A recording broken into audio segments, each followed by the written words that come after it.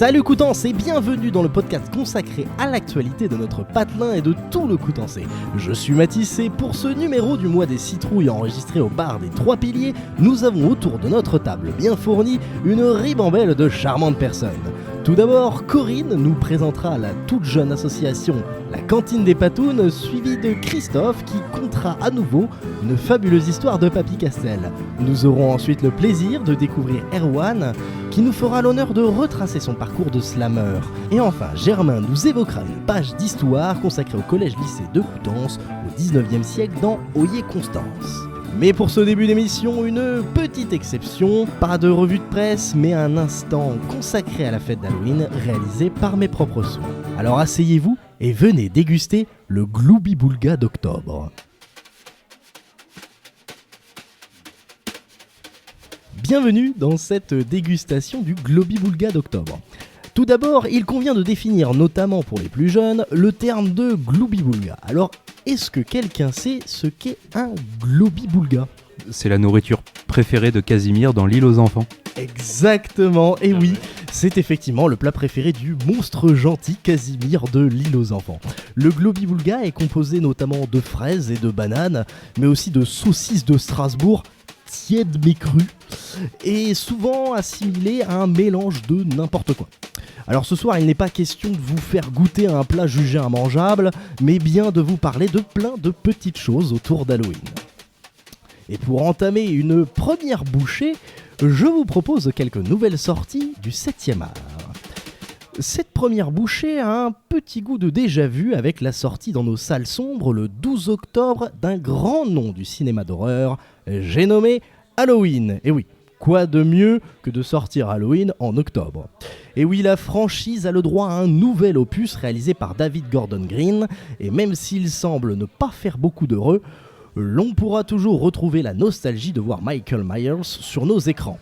Toujours au cinéma, Terrifier 2 sera vous mettre mal à l'aise. Et oui, ce dernier a été l'auteur de nombreux vomissements et évanouissements en salle.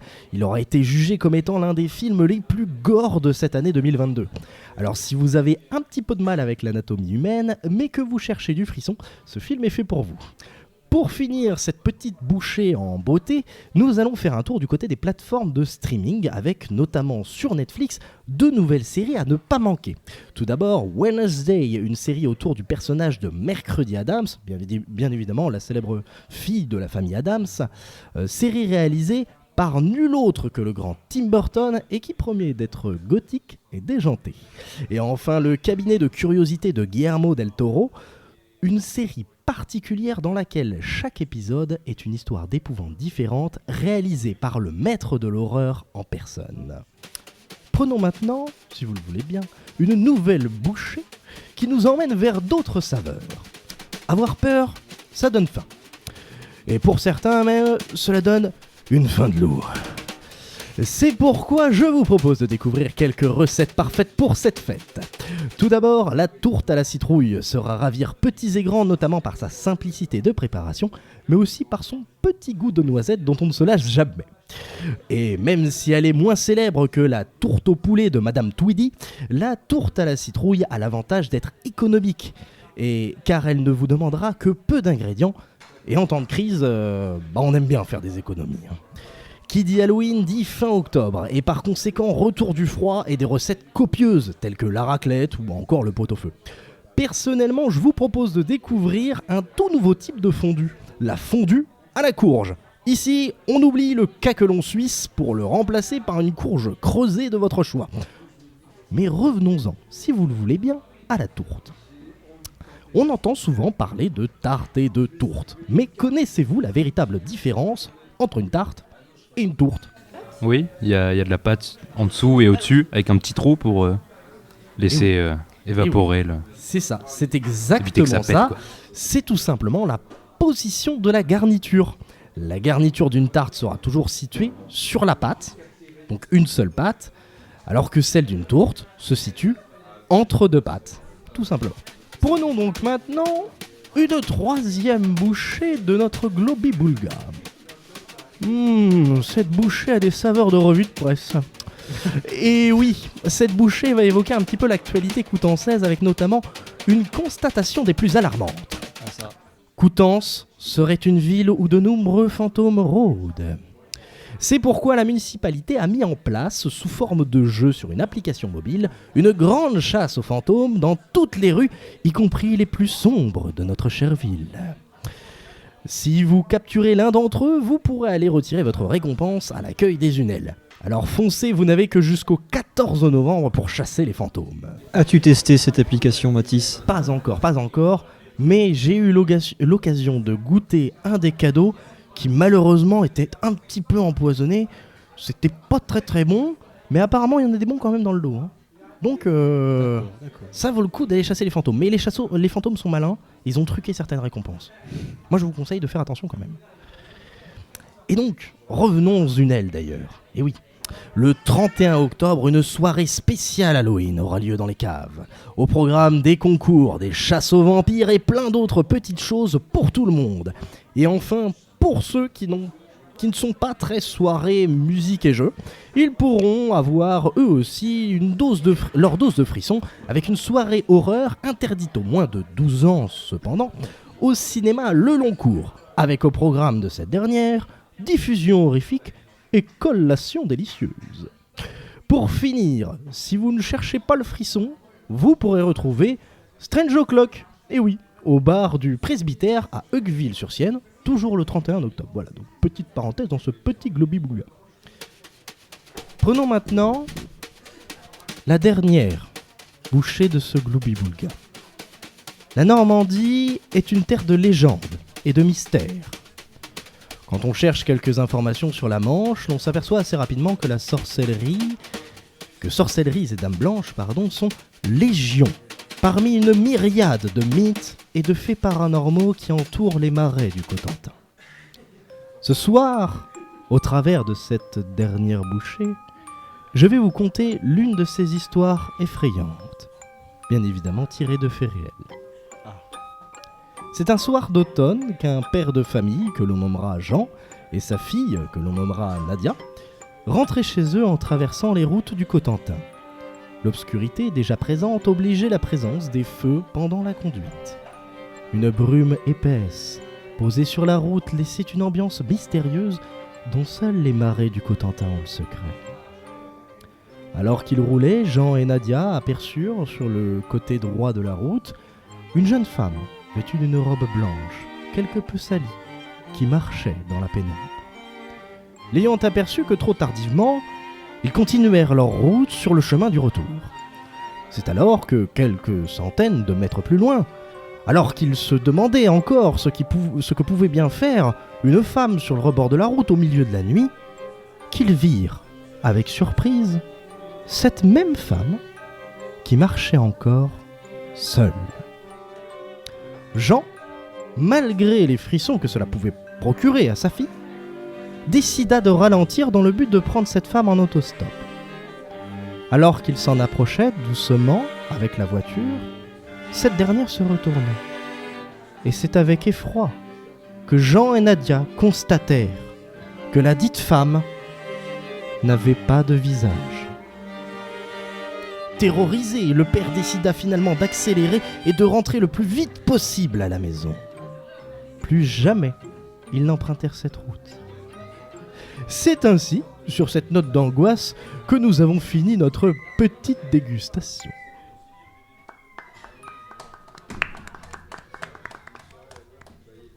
Merci à toi, Mathis, pour Mathis. ce petit passage. Alors, j'espère qu'il n'était pas aussi immangeable que le vrai gloubi-boulga. J'espère pas non plus. Moi qui ne l'ai pas goûté, j'espère pas non plus. Et tout de suite, on reçoit Corinne de la cantine des Patounes. Bonsoir Corinne. Bonsoir, salut Coutances. Salut. Derrière ce nom, un peu bon enfant, une réelle cause qui est bien peu mise en valeur, c'est le droit à un bon traitement des animaux domestiques, et notamment cela commence par leur alimentation. Exactement. Peux-tu du coup nous dire concrètement comment intervenez-vous pour aider à cette cause ? Tout simplement, on a créé la cantine, si tu veux, pour pouvoir aider les personnes bénéficiaires déjà des actions caritatives de Coutances, qui sont déjà dans une grande difficulté financière. Et certaines de ces personnes ont des animaux domestiques. Et je me suis posé la question, mais est-ce que ces animaux-là mangent bien à leur faim ? Ou est-ce que les personnes sont obligées de se priver pour donner à manger à leurs animaux? Voilà, c'est comme ça que c'est parti.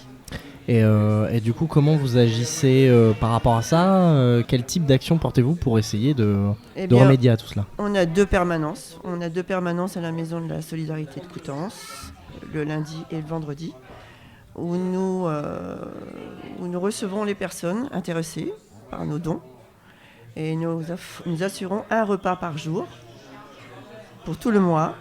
Un repas par jour, je dis bien, pour tout le mois, à tous leurs animaux de compagnie. Voilà. Et où est-ce qu'il faut aller si on veut être aidé La Maison de Solidarité. La maison de solidarité. Petit. Tous les lundis, tous les vendredis, de 14h à 17h. Sinon, l'association a été créée en début d'année, alors que le Covid affectait encore beaucoup la vie quotidienne. On suppose bien que la pandémie a joué en la faveur d'une nécessité de créer cette association. Est-ce que c'est véritablement cette crise qui est à l'origine de la création de l'association, ou le projet a déjà été en amorce avant? Il était déjà en amorce avant, puisque quand j'étais à la Croix-Rouge, j'avais déjà créé cette action qui s'appelait à l'époque les Patounes Solidaires. Donc j'avais déjà créé le même système. Et j'ai décidé de démissionner de la Croix-Rouge pour être plus libre et pour pouvoir faire plus de choses à ma façon. Voilà. D'accord. Est-ce que la Croix-Rouge vous empêchait de faire quoi? Disons que la Croix-Rouge, c'est un petit... Après, si vous voulez pas en parler, vous n'en parlez pas. Non, mais Il y a une manière plus simple de poser des questions, Christophe. Hein. Non, mais la Croix-Rouge, c'est vrai que c'était un petit peu, on va dire, militaire. À la base, la Croix-Rouge, c'était militaire. Et j'étais un petit peu bloquée par certaines choses, donc ça ne me plaisait pas. Voilà. Dans le secteur dans lequel l'association agit, disons son champ de prérogatives, disons entre guillemets, quel est votre bilan global? Est-ce que ça se montre plutôt satisfaisant au niveau des résultats? Est-ce que ça touche un large public, oui, tout à fait. pas autant que prévu? C'est très satisfaisant, et c'est même plus satisfaisant qu'on ne le pensait, puisqu'on est on a quand même 150 bénéficiaires et on a 350 animaux à nourrir tous les mois. Tous les jours, chiens et chats confondus. Hein. Évidemment, on ne fait pas les chats, on fait pas les lapins, on ne fait pas les... D'accord, exclusivement chiens et chats. Chiens et chats, tout à fait, Okay. parce qu'autrement on s'en va... Ouais. C'est la cata. Là. Donc, Faudra un peu plus... En termes d'aire géographique, des gens que, entre guillemets, vous faites venir... Coutances, mer et bocage. Ok. Ah oui, donc oui, quand même, ça Voilà, fait tout à fait. un certain nombre... Est-ce qu'il y a une envie d'expansion par la suite? Une envie de prendre plus large encore? Ou de créer des antennes, peut-être. Ça, créer des antennes, oui, tout à fait. J'aimerais bien que des petites patounes s'ouvrent dans tout le pays, oui, tout à fait. Ça, ce serait vraiment formidable pour moi. Tout à fait. Mais au jour d'aujourd'hui, on a un petit peu agrandi un petit peu nos activités, puisqu'on s'occupe aussi de la stérilisation des animaux. D'accord. De tous ceux qui sont inscrits chez nous comme bénéficiaires, grâce à la Fondation Brigitte Bardot, qui nous aide. Et est-ce que vous êtes en lien aussi peut-être avec d'autres associations de la Manche? Je pense par exemple à Cat Spirou ou ce genre d'association. On n'est pas associés, mais disons qu'on travaille tous ensemble. Ouais. Oui, tout à fait. Il y a Cat Spirou, il y a Humanimo, il y a pas mal de... Tout à fait. Les chats des becs. Qu'est-ce qu'aujourd'hui vous donne l'envie de vous impliquer dans cette aventure depuis plusieurs mois? La misère. La misère, la maltraitance, les abandons surtout. Beaucoup d'abandons cette année. Lutter contre tout ça. Ouais. Tout à fait. Et le fait de pouvoir les aider au niveau nourriture peut peut-être empêcher aussi quelques abandons aussi.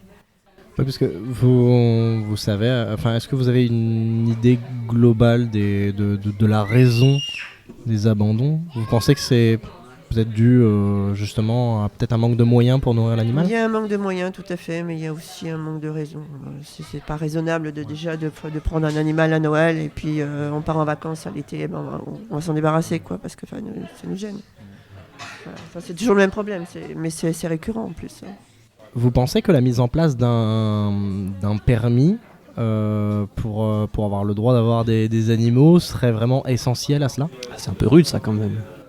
Oui, c'est parce que je sais que j'ai entendu ça dans d'autres pays, ça se fait dans d'autres pays, donc je me demandais si c'était vraiment essentiel. Non, je pense pas que ce soit essentiel, c'est surtout que la justice devrait faire son travail. Il y a des lois et j'aimerais bien qu'elles soient appliquées. Voilà, c'est tout. C'est surtout ça.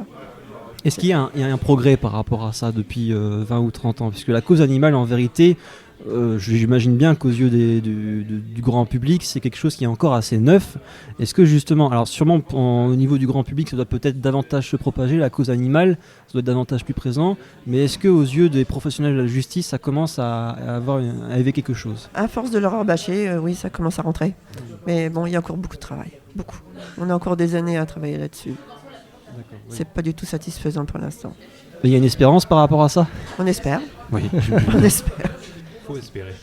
Il faut espérer. Et comment nous, en tant qu'individus, on peut aider l'association à faire tout cela, à aider les animaux, à se faire entendre, à faire entendre la justice sur les lois, etc. Comment nous, on peut aider? Peut-être en devenant bénévole, je sais pas, ou en faisant des dons? Vous pouvez devenir bénévole, tout à fait, mais surtout faire des dons. Des dons. Pas qu'à la cantine des Patounes, hein, toutes les associations humanitaires pour les animaux. Ça, renseignez-vous sur les associations avant de donner aussi. Ça peut... Des fois, on a des petites surprises. Et où est-ce que du coup on peut faire un don, à quelle adresse? Il suffit simplement d'envoyer un chèque au nom de la cantine des Patounes, au siège social, qui est 1 Clos Cardin, 50 200 Lavandelay. Et donc c'est les dons qui vous permettent quasiment à 100% de fonctionner Pas à 100%, parce que... après, Mais bon, oui, ça nous ouais. permet de fonctionner, ça nous permet justement parce qu'il y a un problème qui se pose et que je vois venir à l'horizon, c'est les dons. Les dons se raréfient malheureusement beaucoup. Les sociétés font de plus en plus attention à ce qu'ils donnent et on risque un jour ou l'autre de ne plus avoir de dons du tout. Et là, c'est la catastrophe pour toutes les associations, pour tout le monde. Bien sûr. Donc il faut donner, on rappelle un petit peu l'adresse. 1 Clos Cardin, 50 200 Lavandelay. La cantine des Patounes, un petit chèque, c'est parfait. Et la permanence également à la Maison des Solidarités, 2 fois par semaine, il me semble, c'est ça? C'est cela, le lundi et le vendredi de 14h à 17h. Et nous vendons aussi des petits goodies qui nous permettent aussi de Faire un peu de profit. arrondir les fins de mois, on va dire. Oui, tout à fait. Oui. Merci beaucoup Corinne d'avoir répondu à nos questions et Mais d'être de avec rien. nous. Tout de suite, nous retrouvons Christophe pour une nouvelle histoire de Papy Castel. Alors tout d'abord, avant même de commencer cet épisode de Papy Castel, je tiens à vous préciser que pour la bonne compréhension de cette chronique, nous vous suggérons de ne pas rester au froid et de monter d'1 ou 2 degrés afin d'avoir plus chaud. Je tiens à vous préciser que cette chronique a été lue et approuvée par une personne d'origine de l'Est. Bonjour, je viens de l'origine de l'Est et j'approuve cette chronique. Merci Kevin. Sur ce, je vous laisse à votre épisode.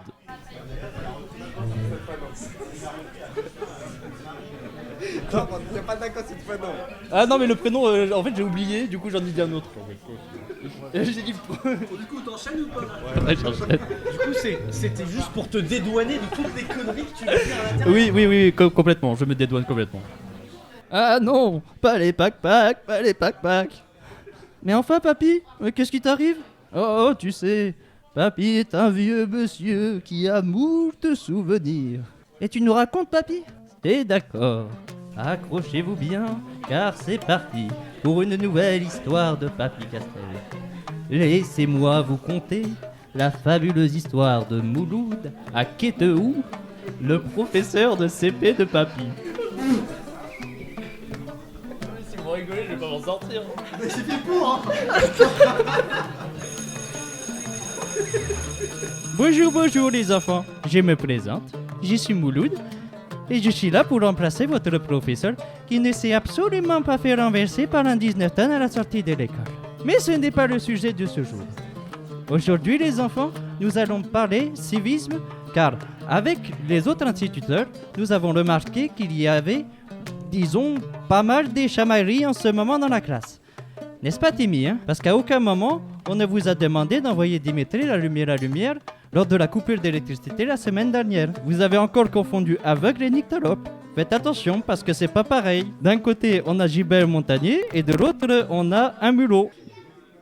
Bon, c'est très bon avec la sauce algérienne, comme on fait pas chez nous, mais revenons plutôt à nos kebabs. Et c'est pourquoi aujourd'hui nous vous proposons 5 ateliers pour vous aider à mieux vivre ensemble dans la paix et en toute bienveillance, et je vais vous les présenter immédiatement. Conception des ceintures explosives pour renforcer votre travail d'équipe. Exercice au cri primal pour libérer toute votre frustration. Bon, pour celui-là, je vais vous donner un petit exemple. Chaque fois, on me dit, c'est pas clair, tout ça. Ah si, je vous assure, c'est très clair. Bon, mettons, j'arrive, je sais pas moi, disons, au hasard, dans un concert. Bon, là, bien sûr, le concert, il n'a pas encore commencé. Alors, vas-y, que ça parle de partout. Voilà, c'est le dawa. Tout ça, vous manquez de place, tout ça. Alors, pour vous faire entendre, qu'est-ce qu'il faut faire? Le cri dispersif. Monsieur, c'est quoi le cri dispersif? Papy, il avait quel âge ce petit Tristan là? Disons qu'il avait redoublé 1 ou 2 classes, le petit Tristan. Hein, Tristan? Oui. Ouais, il était peut-être un peu trisomique aussi. Ou juste bête, va savoir. Ou peut-être même les deux. Moi, c'est une très bonne question, Tristan. Alors, pour t'expliquer, je vais te donner un petit exemple, afin que ce soit plus clair. Le plus important, c'est qu'il faut que ça vienne des triples. Tristan, tu pourrais faire, je sais pas moi, quelque chose comme Karine meuf, tu vas voir, tu vas peut-être appeler ma femme, je vais te prendre ton chameau. Vas-y, à toi Tristan. Bon, je ne te cache pas que c'est pas encore tout à fait ça. Mais c'est pas grave Tristan, car je vais te montrer un truc qui marche à tous les coups. Tiens, tire sur mon doigt Tristan.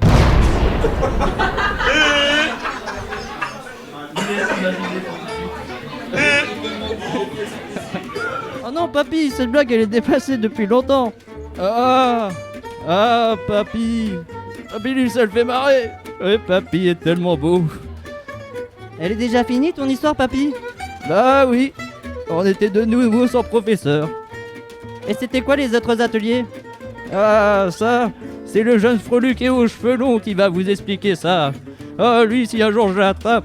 Allez, papy va vous laisser. Il doit falloir faire une petite sieste. La nuitée.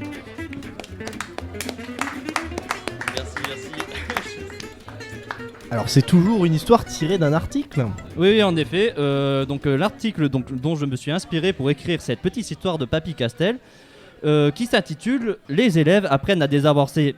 Et là, non pas des bombes comme suggéré, mais des conflits en classe. Et là, en l'occurrence, les élèves, ce sont des élèves de la maternelle jusqu'au CM2 de l'école de Queteou qui ont participé à des ateliers liés au civisme dans le but, je cite, les maîtriser afin que les conflits se gèrent calmement plutôt que violemment. Alors pour ce faire, leur sont proposés 5 ateliers aux élèves qui sont préparer une élection, s'initier au message clair, préparation d'affiches et de vidéos, un atelier de budgétisation ou encore un atelier de rien du tout. Bon, il y a sûrement un 5e atelier, mais il se trouve que l'article n'en parle que de 4. Alors, ou le journaliste qui a écrit l'article ne sait pas compter, ou bien c'est moi qui ne sais pas lire. Ça, c'est pas impossible. Je ne sais pas, tout ce que je sais, c'est qu'une petite piqûre de rappel en maths ou encore en français ne ferait de mal à personne. Merci, j'ai quand même une question. C'est où Queteau? Ah oui, c'est dans la Manche. Attends, j'ai retrouvé l'article. Non, je sais pas. Fallait tout prévoir, Christophe. Ah oui, mais j'ai pas l'habitude qu'on me demande des trucs comme ça. Je sais pas. Le Nord Cotentin, on nous dit dans le public. Près de Saint-Valahougue.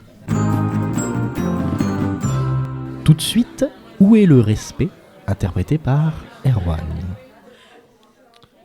Quand je me balade dans la rue, il manque la politesse.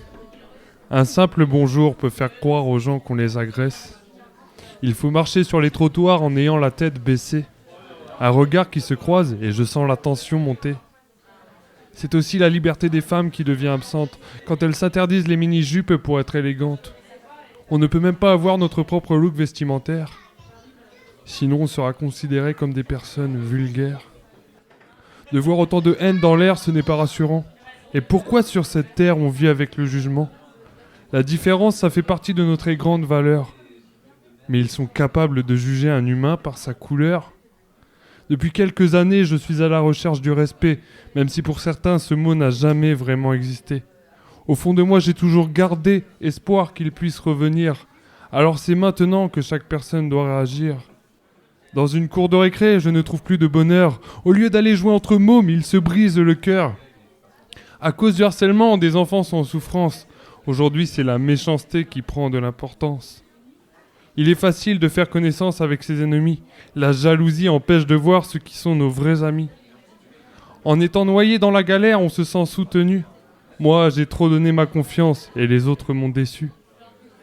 De toutes ces mauvaises choses, nous sommes responsables. Ce serait pitoyable de rejeter la faute au diable. On refuse d'ouvrir les yeux face à la réalité. Vivre dans le mensonge nous aide à fuir la vérité. Si j'ai écrit ces paroles, ce n'est pas pour me plaindre à vous, mais depuis bien longtemps, j'ai vu que ce monde devenait fou. Beaucoup d'entre nous pensent que la solution, c'est le changement. Eh bien, pour commencer, améliorons notre comportement. Depuis quelques années, je suis à la recherche du respect, même si pour certains, ce mot n'a jamais vraiment existé. Au fond de moi, j'ai toujours gardé espoir qu'il puisse revenir. Alors c'est maintenant que chaque personne doit réagir. Merci.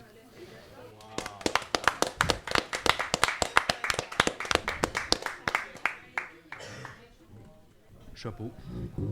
Ouais, chapeau. Super bien écrit. Ouais. Merci beaucoup. Alors, effectivement, on a l'habitude ici, à l'écoutance, à chaque fois de s'intéresser un peu à la discographie de l'invité ici. En l'occurrence, en vérité, je connaissais pas ce morceau, enfin je connaissais pas ce poème, ce slam.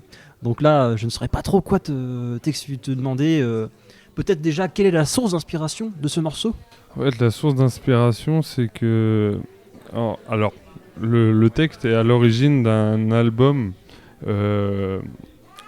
où on m'a invité en fait à Musique Expérience, donc c'est à Ducé, c'est un groupe de jeunes qui faisaient un album et ils m'ont proposé de participer d'une certaine manière à leur album sur le thème de la tolérance.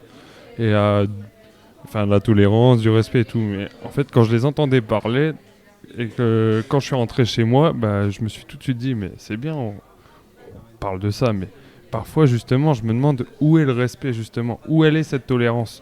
Parce que je trouve que, après voilà, c'est mon point de vue, dans la société actuelle, on oublie un peu la notion de respect et je trouve que c'est important de le faire revenir, pardon. Surtout qu'elle est omniprésente, enfin normalement on devrait censé être omniprésent partout, être inondé de respect, et effectivement ce n'est pas toujours le cas. Voilà, et quand je parle aussi de respect, c'est-à-dire que voilà, bon, moi j'ai un handicap, et c'est une différence comme une autre, mais par exemple, chaque personne a son style, a sa personnalité, ça on se doit de le respecter justement. Je trouve que la différence, c'est ce qui fait la richesse de notre société justement, donc c'est ça que j'ai voulu un peu mettre en avant. Même de la vie, tout simplement. Exactement. Ouais, tu t'es aperçu vraiment de tous les regards injustifiés.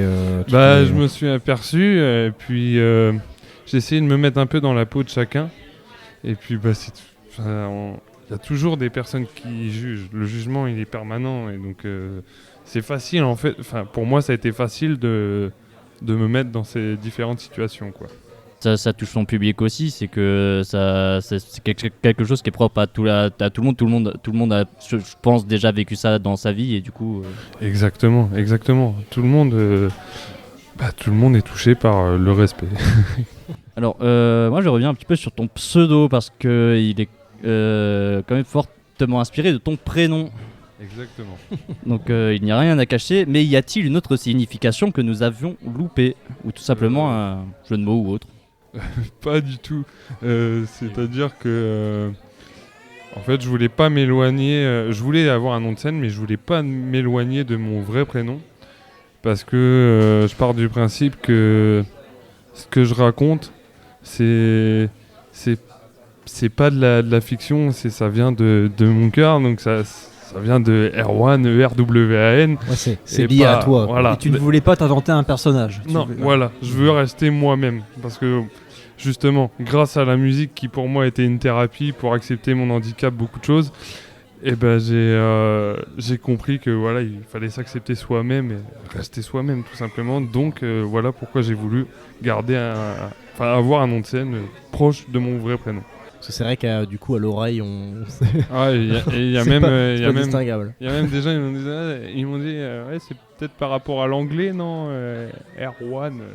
Je dis non, je suis une grosse buse en anglais. Parce que l'anglais ça fait Jones. Mais ça fait classe, voilà. Oui. En s'intéressant un peu à ton répertoire, on se rend compte que tes amis, ta famille sont un peu omniprésents dans tes textes. Est-ce que c'est auprès d'eux que tu puises tes principales sources d'aspiration ou... Je tiens à les faire participer à mes projets, par exemple, au travers de mes clips, à travers différents projets, ça c'est sûr. Parce que pour moi, la famille, les amis, c'est les personnes qui m'ont toujours épaulé. Bien sûr, ils peuvent faire partie de mes sources d'inspiration, mais en termes d'inspiration, c'est jamais pareil. Il y a des coups, ça va être au travers d'une conversation, juste un mot, vous allez dire, je sais pas pourquoi, il va rester dans ma tête et je vais en faire un texte. Et donc, des fois, voilà, je me rattache à ma famille, mais des fois, c'est très, très large en fait. T'as l'âme artistique qui te permet d'y aller au feeling, finalement. C'est simple, en termes d'écriture, il y a des fois, je peux très bien mettre un mois à écrire un texte, parce que voilà, ça me demande une réflexion et tout ça. Et il y a des fois, d'un coup, ça va fuser là-haut. Et puis en 1 heure, je peux coucher un texte. C'est un petit don, ça, quand même. C'est pas donné à tout le monde, c'est certain. C'est pas donné à tout le monde. C'est vrai. Après, il y a aussi du travail derrière. Bien sûr. Alors, d'après un article te concernant, parmi un petit paquet d'autres que l'on peut retrouver en ligne, le début de ta carrière a plus ou moins débuté par la fameuse soirée interlycéenne, c'est vrai ?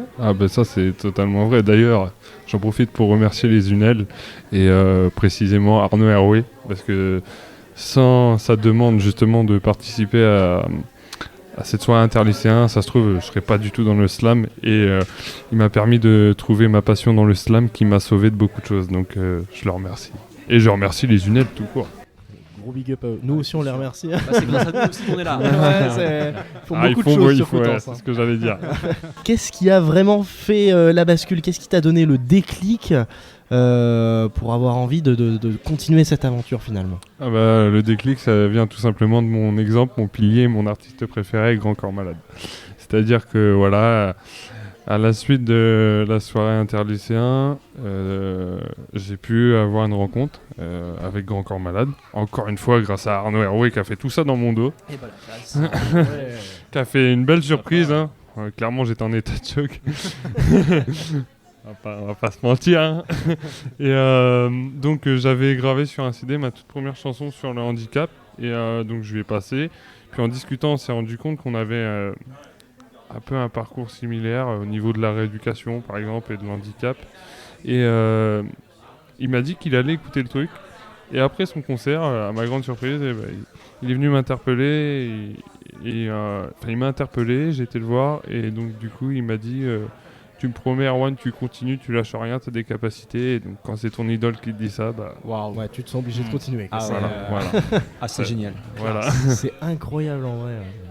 Puis j'ai la chance de l'avoir revu. Je l'ai revu une deuxième fois et c'est toujours un plaisir d'échanger avec. Et moi, à chaque fois que je le vois, ça me motive toujours plus dans mes projets. Les étoiles dans les yeux. Donc ça prouve aussi que du coup, il y a des artistes qui n'ont pas la tête haute et qui à chaque fois gardent la tête sur les épaules et sont là pour comprendre, voir où est-ce qu'ils ont le talent, rester humble comme Grand Corps Malade. Donc exactement. C'est génial. C'est très important d'avoir la tête sur les épaules. C'est sûr. Littéralement. Quel que soit le domaine. On en revient au respect d'ailleurs. Voilà, le fameux respect. Et dis donc, après on va croire que je suis payé pour faire la promo. Depuis, tu as participé à quelques projets d'écriture avec des jeunes, notamment je t'avais vu, la dernière fois que je t'avais vu aux UNEL, justement tu passais à Radio Toucan, je crois. Enfin là, on fait peut-être de la pub pour la concurrence. Ouais, peut-être, c'est pas grave. Est-ce que déjà tu fais souvent ce genre d'expérience avec tes jeunes et qu'est-ce que tu en tires comme bénéfice ? Alors je fais pas souvent cette expérience-là. C'est vrai que j'ai pu le faire 2 fois au collège Jacques Prévert, donc grâce à monsieur Le Touzé. Et ça s'est fait un peu par hasard. En gros, on s'est rencontrés lors d'une soirée aux UNEL aussi. Encore par hasard. Et puis il m'a proposé d'intervenir dans sa classe de SECPA qu'il encadrait. D'accord. Et de faire une chanson sur la tolérance, le respect. Et puis c'est parti comme ça. Et vraiment, c'est une expérience qui est vraiment enrichissante. Alors au début j'étais un peu stressé parce que je me suis dit oula, je me retrouve entre guillemets de l'autre côté de la classe quoi. Ouais. Et je me suis dit le slam ça parle pas à tout le monde et puis il faut que j'arrive à intéresser les jeunes. Et puis à ma grande surprise ils étaient hyper motivés et puis moi, c'est toujours un plaisir pour moi en fait de transmettre ce qu'on m'a transmis entre guillemets. Donc voilà, je pars de ce principe-là. C'est vrai que là, j'en ai pas fait souvent parce que là, je suis un peu pris avec j'étais en études et tout ça. Et mais sinon, j'espère en refaire d'autres. Donc ça te remoterait de refaire des trucs comme ça avec des jeunes et... Carrément, parce que c'est une manière aussi de... Je sais pas si le mot est bon, mais de me rendre utile vis-à-vis des jeunes, parce qu'à travers des textes comme ça, sur la tolérance, le respect, j'espère que ça peut faire bouger les choses dans les établissements au niveau du harcèlement et voilà. Comme tu l'as dit tout à l'heure, ton projet musical, c'est une thérapie contre le handicap. Exactement. Au bout de quelques temps, est-ce que ça porte ses fruits ou... Oui. Alors, en termes de musique ou... En termes de thérapie. Les deux peut-être. Ouais, c'est simplement les deux, ouais, la ouais, thérapie et la musique finalement. Ouais, parce que déjà ça apporte ses fruits d'un point de vue personnel. J'ai appris à extérioriser sur beaucoup de choses. Et moi, c'est-à-dire que par rapport à mon parcours, il y a eu des moments assez difficiles. Et la colère que j'ai eue en moi pendant un temps, j'arrivais pas à l'extérioriser d'une bonne manière. C'est-à-dire qu'aujourd'hui, écrire, ça me permet de mettre les émotions sur le papier et de peser le poids des mots, justement. Donc, d'un point de vue personnel, ça m'a apporté beaucoup. Puis, au niveau de la musique, franchement, c'est que du kiff, parce qu'au final, je me rends compte que la musique, c'est aussi synonyme de rencontre. Et je rencontre beaucoup de monde, et moi, c'est ce qui me plaît le plus.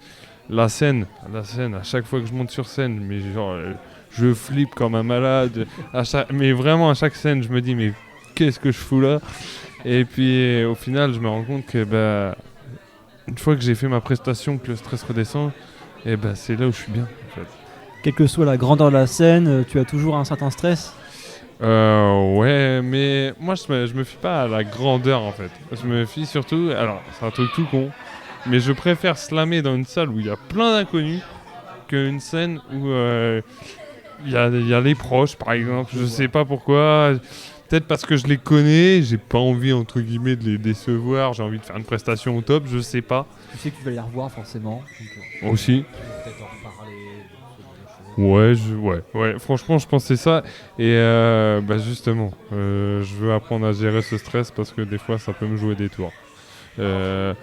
C'est-à-dire que je peux vite avoir des trous de mémoire et pas être dans mon élément. Et donc, voilà, ça s'apprend au fil des scènes. Et je vois bien déjà qu'il y a quand même une amélioration parce que, même si, je sais pas, je suis pas une rosta, je commence à prendre un peu d'expérience et ça c'est cool, quoi. Et là ce soir le stress était à quel niveau? Là je me sens bien avec vous, donc là il n'y a aucun stress. Super. C'est ce qu'on espérait justement. Alors justement tu as parlé tout à l'heure de rencontres liées par la musique, donc notamment on peut parler des collaborations que tu as fait avec d'autres artistes du coin. Dont un qui est venu à votre radio. Salut Coutan, c'est vrai effectivement, Wes Winnie, voilà, qu'on le salue, on est bien heureux d'avoir fait le premier podcast avec lui. Et ou encore L3O aussi, qui a été aussi un artiste un peu du coin. Lui c'est pareil, c'était une rencontre vraiment pareil, un élément déclencheur aussi parce que quand je vois l'handicap qu'il a et la force qu'il est capable d'en faire, franchement je suis très admiratif. Il n'y a pas à dire, il a beaucoup de talent. Ouais. Ah oui, on a eu le droit de faire ça à un concert en plein... je crois que c'était à Denville, je crois. Ouais, c'était à Denville, oui, c'était tout à fait à Denville. Ouais. Mais en tout cas, c'était un tout petit concert, enfin il y avait peut-être 200-300 personnes, et il envoyait du pâté comme si c'était Tomorrowland, quoi. C'était impressionnant. C'était excellent, il n'y a pas à dire. Il avait les filles à ses pieds à la fin du concert. Hein, non mais c'est oui. véridique, véritable anecdote, il avait les filles à ses pieds à la fin du concert. Ça a toujours été un peu un charmeur. Ça, c'est il est de Marseille. Et donc du coup voilà, par rapport aux collaborations que tu as fait avec Wes Winnie et L3O, comment vous parvenez à travailler ensemble et à vous contacter, enfin comment avez-vous amorcé le truc et surtout comment sait-on qu'un projet que vous faites ensemble finit par aboutir? Alors moi les collaborations ça se fait au feeling, aux opportunités. Moi j'adore faire des collaborations parce que je trouve qu'en fait on apprend toujours de l'autre. Et dans la musique on continue d'apprendre, donc Bah Léo, c'est simple, il était au même lycée que moi, il m'a vu au Téléthon, je l'ai vu faire et puis il m'a proposé une collab et c'est parti comme ça et puis avec Léo il y a direct eu une connexion donc dès qu'on peut on fait toujours des petits morceaux et puis sinon c'est au feeling je dirais, c'est vraiment au feeling les collabs et si des fois si on voit que il y a un truc et on se dit c'est bon on l'a fait mais je saurais pas expliquer de quelle manière on sait que le morceau est terminé. Il y a des fois voilà je vais m'enregistrer et tout je vais dire je trouve il manque un truc et des fois je vais dire c'est peut-être au niveau de l'instru et puis il y a des fois c'est non la phrase elle sonne pas et paf c'est des petites modifs sur le terrain mais voilà même l'écriture en fait même au niveau de l'écriture je dirais, il n'y a pas vraiment de fin. Je sais pas trop quand je vais mettre le point final. C'est dès que l'inspiration s'arrête. Là, je me dis c'est bon. D'accord. C'est-à-dire que c'est tout simple, en fait, pas de prise de tête de savoir comment ça finit, comment c'est bien fait et tout. C'est le feeling. Non, et puis je sais pas, j'ai ce truc dans ma tête où je me dis soit il manque un truc, soit c'est bon là. Puis l'avantage des collaborations, c'est que on est deux à réfléchir. Oui. Donc quand il y en a un qui a court d'idées, il y en a un autre qui en apporte une et au final c'est ça. Puis, du coup, des fois ça demande un peu moins de réflexion, c'est cool et on est deux à travailler. Hop, Ça détend un peu. Non, je rigole. Non, en vrai, c'est... Tu vois, on a beau être 4 des fois à travailler sur un projet, des fois c'est pas toujours bien abouti. Mais bon, non, mais oui, non, je dis ça pour rigoler parce que je sais très bien que à travers les collaborations, ce qui n'est pas évident, c'est de s'accorder. Ouais, c'est vrai. Mais le feeling est là apparemment, visiblement. Et d'ailleurs, en parlant de collaboration, moi j'aimerais t'évoquer l'avenir. Est-ce que tu as de futurs projets, peut-être de futures collaborations, justement ? Alors, de futures collaborations, j'aimerais bien en faire. Après, voilà, moi par exemple, ce que j'aime bien, c'est faire des collaborations des fois avec des chanteuses. Parce que le slam, voilà, c'est un peu monotone. Ça peut l'être un peu monotone. Des fois, j'aime bien apporter un peu de chant. Et autant vous dire que moi, je sais slammer, mais alors là, on me demande de chanter, et je monte dans les aigus, je casse la vitre. Et Grand Corps la Malade l'a fait pour son dernier album, justement, chanter. Il a cassé les vitres. Voilà, c'est ça. Casser des vitres. Non, mais... non, pas casser les vitres, non. Voilà, après, là, j'ai pour projet de faire un EP. Alors, pour l'instant, je veux pas annoncer de sortie, parce que je veux que le projet soit bien abouti avant de le sortir et je veux prendre mon temps. Donc là, je fais quand même ce projet avec un habitant de Coutances, un pote, et c'est un beatmaker qui s'appelle Dark Taz de son nom de scène. D'accord. Et donc voilà, on s'est rencontrés il n'y a pas très très longtemps. Il m'a invité dans son studio, il m'a fait quelques instrus, puis il y a tout de suite eu un feeling et puis c'est devenu un pote. Et puis j'ai envie de dire, on est deux à bosser dans notre petit coin et puis si on peut se donner de la force aussi, parce que c'est ça que ça sert les collaborations, c'est de donner de la force à chacun. Donc voilà, on va essayer de faire un projet, un EP et puis voir où ça mène quoi. Mais pour l'instant, je ne me prononce pas sur les détails du projet quoi. Peux-tu expliquer ce qu'est un EP pour ceux qui n'y connaissent rien en musique ? Nemera, l'année dernière, le dernier podcast nous avait déjà expliqué, mais chacun a ses définitions. Je comprends. Pour faire court et simple, un EP c'est plus petit qu'un album, parce qu'un album c'est en général 12 titres minimum, et un EP c'est 6 titres. Et là j'utilise le terme EP, parce que de base c'est mon idée de départ, mais vu toutes les idées que j'ai, ça peut vite se transformer en album. Tu vois ouais. Voilà. Donc voilà. Du coup, j'explique les deux en même temps, c'est cool. Non, c'est bien.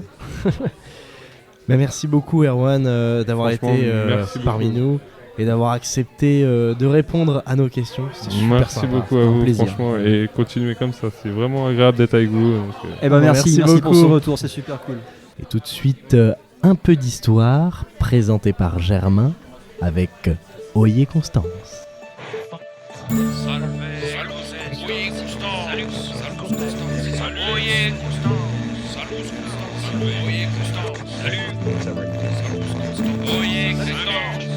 Le 25 octobre 1802, soit il y a exactement 2 siècles et 3 jours, on inaugure en grande pompe le collège de Coutances. Bien qu'il existait depuis au moins le 15e, 16e siècle, le prestigieux collège a connu une fin rapide au début de la Révolution. Laissé en sommeil une petite dizaine d'années, il renaît sous la tutelle du ministère de l'Instruction publique, mis en place par les révolutionnaires. À partir de là, il connaîtra un long chemin, non sans évolution, vers ce qu'est le lycée Lebrun aujourd'hui, dont les dimensions sont globalement atteintes vers 1900. Bâtiment D, celui du Self, exclu. C'est les vacances, et laissez-moi vous conter brièvement le 19e siècle dans cet établissement d'enseignement qui, malheureusement, a dû attendre longtemps avant d'avoir, à quelques pas de là, les 3 piliers pour profiter du mercredi après-midi. Avant de commencer, quelques précisions. On parlera ici de collège et de lycée, mais avant les années 40, du siècle précédent, les 2 types d'établissements ont des objectifs semblables. L'obtention du bac, souvent en couvrant de la 6e, voire plus tôt, à la terminale. C'est le cas du collège et du lycée de Coutances, qui ne coexistent jamais. Les 2 sont en fait le même établissement à des dates différentes. Deuxième point. Si l'enseignement est public depuis la Révolution, le personnel est souvent composé de clercs, prêtres, abbés, etc. Ainsi, en 1830, ce n'est pas parce que 5 des 8 professeurs du collège sont des religieux, qu'on y donne des cours de catéchisme et qu'on assiste à la messe le dimanche et les jours de fête, que l'établissement relève de l'enseignement catholique. Il est bien public. Il faut attendre les lois de Jules Ferry pour que l'école et son personnel deviennent laïques et formés par l'État. Ces choses mises au clair, revenons 2 siècles et 3 jours en arrière. C'est bon. Louis-Marie Duhamel, maire de Coutances, a réussi son coup. Il a recruté un personnel qualifié et s'est assuré le soutien du pouvoir. À ce moment, à la tête de la jeune République, 3 consuls. Jean-Jacques Régis de Cambacérès. On a aussi un jeune Corse, récemment nommé consul à vie, Napoléon Bonaparte. Et enfin, Charles-François Lebrun. C'est un argument de poids pour le maire. Le 3e consul est passé par le collège de Coutances quand il existait encore. Voilà une raison de restaurer ce prestigieux établissement. Il faut dire que le collège comptait près de 1000 élèves avant la Révolution. C'est chose faite. Il est établi dans les mêmes locaux, rue Saint-Nicolas, et s'étend d'en face de l'église du même nom jusqu'à l'actuel cinéma. Les premières décennies de l'établissement sont entre autres marquées par des problèmes d'effectifs vis-à-vis de la taille des locaux. Par les prises de position également de certains élèves et enseignants, alors que les régimes politiques changent fréquemment. Et enfin, par des tentatives régulières d'obtenir le statut de lycée impérial, quand le régime de la France est un empire, ou de collège royal, quand elle est un royaume. D'abord, si le collège attire beaucoup moins que jadis, un pic de 500 élèves en 1824 en fait tout de même le premier collège en termes d'effectifs de l'académie de Caen, il est toujours en manque de place et doit s'agrandir constamment. Par exemple, en 1837, on ne peut accueillir que 6 internes. Vers 1840, la ville décide de tracer une nouvelle voie, la rue Neuve, c'est-à-dire en fait l'actuelle rue Tourville, perpendiculaire à la rue Saint-Nicolas. Problème, la rue coupe le jardin du collège et demande de nouveaux aménagements. Alors, on décide de construire un nouveau bâtiment sur des terres rachetées et sur celles de la ville. En 1847, c'est un collège flambant neuf qui est terminé, à côté de la chapelle du XVIIe siècle, toujours debout aujourd'hui, à l'emplacement de l'actuel lycée, avec le bâtiment principal, la cour, arrière, et ses alentours. Ensuite, je ne peux me passer de mentionner quelques affaires de contestation plus ou moins réelles du régime, en place par les élèves et les professeurs. Royauté, République, sous la Convention, le Directoire et le Consulat, Empire, Royauté, puis un bref retour à l'Empire, avant de revenir à la Royauté, avec la proclamation d'une nouvelle République, rapidement transformée en Empire, qui tombe enfin pour la plus pérenne Troisième République. Tout le siècle est marqué par un État français qui se cherche, et parmi les élèves et les enseignants, certains ne cachent pas leur sympathie.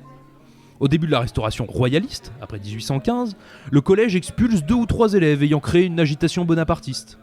Au même moment, un élève de seconde, Désiré Gilles Bloet, écrit et fait circuler un poème moquant le roi Louis XVIII, et il est emprisonné. Plus d'un siècle plus tard, en 1874, alors que l'Assemblée de la Troisième République, toute jeune, est dominée par les monarchistes et les bonapartistes, faut dire qu'on doit la survie du régime que parce que ces 2 camps n'arrivent pas à se mettre d'accord sur la personne à mettre sur le trône. Des élèves tonitruent « Vive la République !» Geste normal, me direz-vous. Eh bien, face à un gouvernement hostile à la République qu'il domine, cette expression vaut un rappel à l'ordre au proviseur. Enfin, l'histoire du collège de Coutances est celle d'une longue bataille pour obtenir la reconnaissance ultime, celle d'être érigé en lycée impérial ou en collège royal.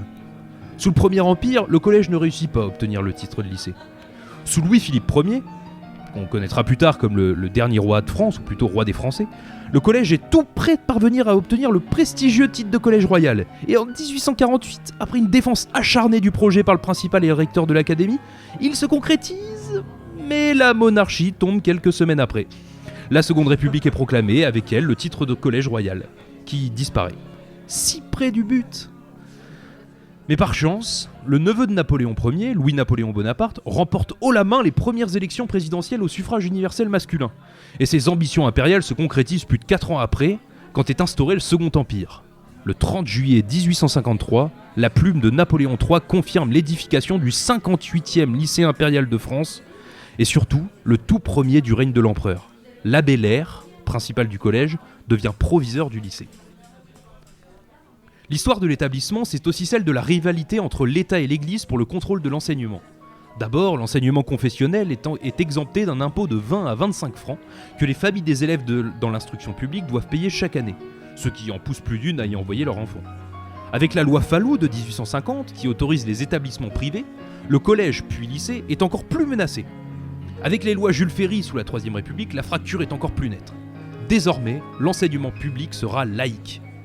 Pour les combattre, les religieux et cléricaux de la Manche sont prêts à tout, même à élaborer de véritables fake news en se servant de la presse coutançaise, grandvillaise et des alentours. Les lycéens brisent des statues de la Vierge et lancent des pierres dans les vitraux. Ils ne vont pas à la messe le dimanche. Ils insultent les religieux dès qu'ils les croisent. Avec ça, on cherche à dire que l'école publique n'est pas seulement anticléricale, c'est-à-dire opposée à l'influence de la religion dans le service public, mais carrément anti-religieuse. Et ça marche.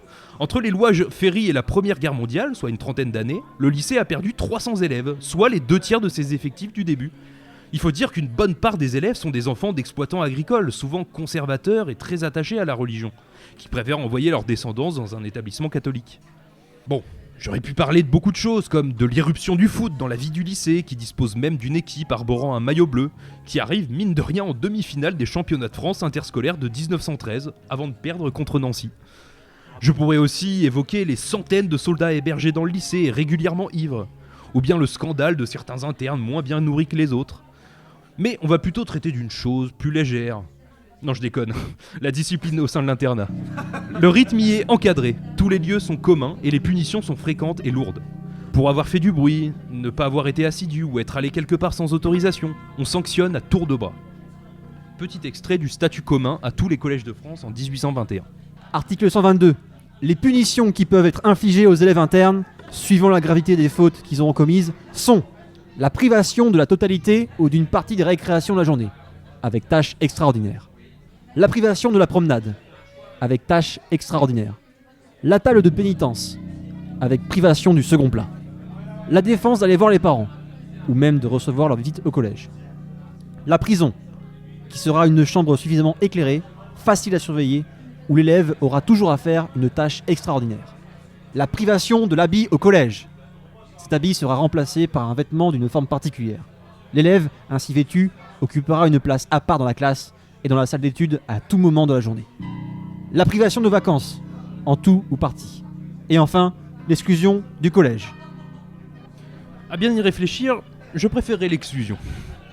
Cette rigueur poussera même les élèves à faire grève contre le personnel en 1874. Encore mieux, une quinzaine d'années plus tôt, pendant les vacances d'été, un élève fait entrer en cachette un pistolet et se tire une balle dans le pied pour ne plus avoir à aller au lycée, alors que la famille le forçait à y être. Un petit peu de souplesse de la part du personnel n'aurait pas été de trop. Et tout ça ne serait sûrement et peut-être pas arrivé s'ils avaient laissé les lycéens se rendre au bar les 3 piliers, afin d'écouter de la musique ou regarder un match, tout en sirotant une bonne chouffe ou une délicieuse pédieu. Chose qu'on ne peut que vous recommander. Merci. Si d'éventuels curieux auraient envie d'aller plus loin, je peux vous proposer, il y a une synthèse qui a été faite par Jean Kellien, historien canet mais coutançais de naissance. Et sinon, la grosse base sur Coutances au 19e, c'est essentiellement les travaux de Véronique Goulle. Goulle, c'est l'archiviste de la ville de Coutances. D'accord, j'ignorais. Donc Véronique Goulle. Un grand merci aux 3 piliers de nous avoir hébergés durant cette session.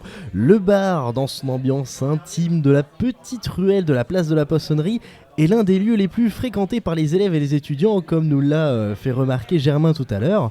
Pour nous en parler, Johan, barman aux 3 piliers. Est-ce que la présentation te convient ? Est-ce que tu as des petites choses à nous ajouter ? Non, tout va bien. À nous évoquer sur les 3 piliers. Eh ben, c'est un bar pas mal. Non, il est convivial. C'est un bar convivial où voilà, comme on peut voir encore ce soir, des familles viennent avec les enfants tranquilles et voilà. Alors j'ai cru comprendre qu'il y avait 2-3 événements d'organiser, notamment des fêtes sur la bière La Chouffe, ou encore là ce soir sur la Bête. Alors la Chouffe c'était il y a 15 jours. Là tout le week-end on fait sur Week-end Bête. D'ailleurs il y a un petit panneau où les gens peuvent se prendre en photo avec la Bête. Voilà, ça peut être marrant.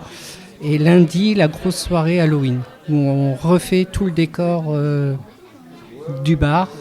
Et comme tous les ans, et là il y aura la grosse soirée Halloween. Avec déguisement bienvenu, je suppose. Bien sûr. Déguisement, et puis après il y a des soirées tout au long de l'année. Il y a depuis plus d'un an, on fait un jeudi par mois des blind tests, des quiz, voilà. Ah, des blind tests aussi. Ouais. Et puis, en équipe? Équipe de 5, ouais. Oh non, non, l'invitez pas, il va gagner tout. Non, mais c'est mort. Moi j'ai une petite équipe là. Après, on peut faire 2, 3, maxi 5. Maxi 5, mais ouais, non, ça marche bien, c'est cool, c'est convivial, c'est bon enfant. Ouais, donc on fait ça un jeudi par mois, et voilà. Alors on peut aussi constater, des t-shirts accrochés au mur, beaucoup de sports qui sont diffusés. Tu peux peut-être nous l'évoquer un petit peu? Alors les t-shirts, c'est tous les groupes qui sont passés au bar. Donc soit pendant le jazz ou soit en dehors de jazz, parce qu'il n'y a pas que jazz à Coutances, hein, heureusement. Oui, absolument. Il y a des concerts en dehors de jazz, donc voilà, les groupes s'amusent à nous dédicacer les t-shirts, voilà. Le bar d'ailleurs à jazz qui est très remarquable avec son ballon Delirium. Ouais, l'éléphant. L'éléphant, voilà, qui trop. C'est un éléphant à la base, mais j'entends plein de gens dire un cochon. Cette année, il a un sacré groin le cochon quand même. Cette année, j'ai eu le droit à un chameau. Ah oui. Ouais, j'ai eu le droit à un chameau. Je sais pas si je devrais oser celle-là. Ouais, j'ai eu le droit à un chameau, donc j'ai dit non, c'est un éléphant, il y a la trompe devant, mais voilà. C'est que le ballon fatigue vachement alors. Ouais, c'est ça. Et dernière petite question, je vois plein de cocktails mis un petit peu sur un pilier. Ouais, c'est ça. Il y a vraiment tout ça? Oui. C'est tout ça, et c'est invention du bar, du patron, Julien. C'est lui qui a tout inventé. Les cocktails, on les trouvera n'importe où. On ne pourra pas les trouver ailleurs. Petite chose à noter, c'est qu'ils ont tous des noms de groupes. C'est ça, pop rock, associé au pub, les 3 piliers. Si tu devais résumer l'ambiance du bar des 3 piliers en une phrase. Oh, c'est pas facile. Ouais, genre dirais convivial, familial, voilà. Bah c'est super, merci beaucoup. Merci à vous, Johan, de nous avoir accepté. Gros big up pour l'accueil surtout, 5 étoiles. Ah ouais. Là franchement c'était génial, on s'est régalé. Ouais, 2 minutes avant je m'étais dit mais ils sont où les prix des saucissons, faut que je m'en prenne un. Et là non, c'était royal. Voilà. C'était royal. Voilà. On est comme ça aux 3 piliers. On est comme ça aux 3 piliers. C'est génial, c'est super. Venez-y, c'est super. Voilà. Merci beaucoup. Merci à vous d'avoir été avec nous ce soir. Ce numéro touche à sa fin. Merci à Corinne de la cantine des Patounes d'avoir accepté notre invitation. Merci, c'était sympa. Merci également à Erwan de nous avoir accordé un entretien. Merci à vous, c'était cool. Merci à Christophe, à Germain ou encore à toi Florentin d'avoir été là ce soir aussi. Et merci à toi Mathis. Oui, c'était un plaisir. Alors pas d'émission pour le mois prochain car nous serons au forum Impec organisé par la Ligue de l'enseignement à Saint-Lô. En attendant, vous pouvez nous retrouver sur Facebook, Instagram ou par mail à salutcoutance@gmail.com et vous pouvez nous écouter sur YouTube, Mixcloud, Spotify et maintenant sur l'application Podcast Addict que l'on ne connaissait pas, et nous remercions les personnes qui nous ont fait connaître. Voilà, gros merci à eux. Merci à eux, ouais. Sur ce, bonne fête d'Halloween et salut Coutances. Salut Coutances.